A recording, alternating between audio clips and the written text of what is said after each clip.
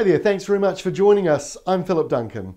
Well, we're tracking quite a few moving parts to our weather at the moment. We've got a bit of life coming out of the Southern Ocean. It's going to affect the country next week.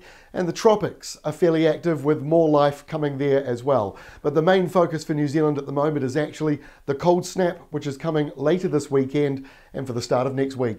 This is the animated wind map for Thursday. You can see Cyclone Iris still up here in the Coral Sea, Category 1, where we made this video.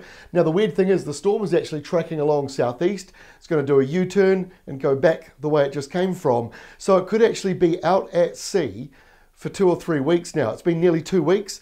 It could be out at sea for another week, although it's likely to lose its cyclone status yet again. Meanwhile, out to the east, the remnants of what was Cyclone Josie, and forming in this area here over the next few days will be another storm and potentially another one behind that. But over New Zealand at the moment, a lot of high pressure. So things are pretty settled, but the winds are still a bit windy down around Southland in particular. So this is how we look as we go in towards Friday. You can see the tropics with all the life. So that's Cyclone Iris, or it might have lost its cyclone status technically by Friday, but that is where the low is. There's another area of low pressure that is likely to form another tropical cyclone next week, and there might even be another storm following in behind that.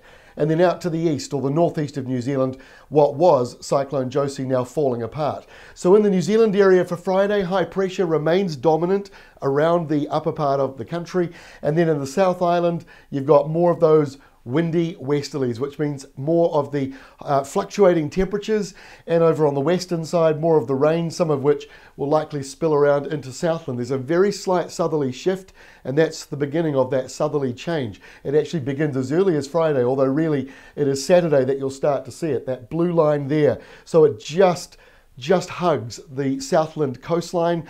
Temperatures will start to drop south of that line, but north of it, it's still fairly average, but there is a bit of a drop coming as we go in towards the weekend. The southerly flow coming up around this side of the high will help to reduce the temperatures down from where they've been. Although I must say, up around the eastern side of the North Island, the westerly flow could still be pushing daytime highs up into the mid-20s with mainly sunny weather.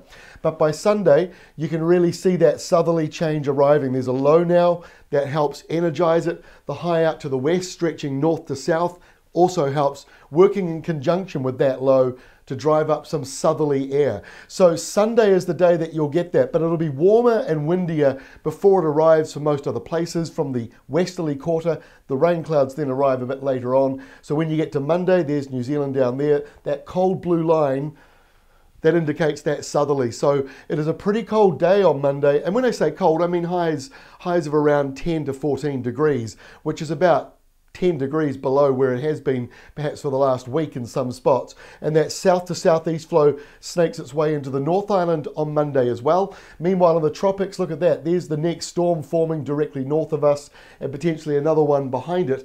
Again, just like Josie, it should track south of Fiji, south of Tonga, and north of New Zealand, in other words, remaining out at sea.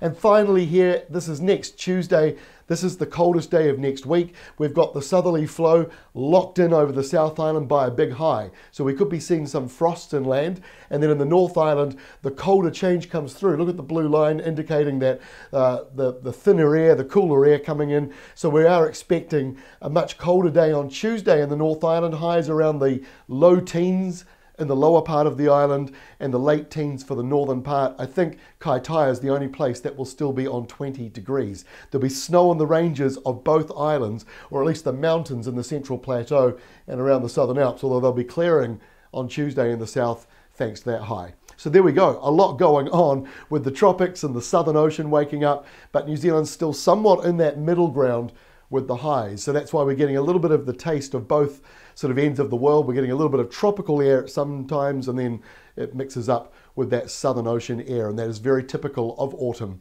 In fact, as we head through more of autumn, we're going to get more of those Southern Ocean southerlies. That's all from me. Our next update's on Friday with the latest for the weekend.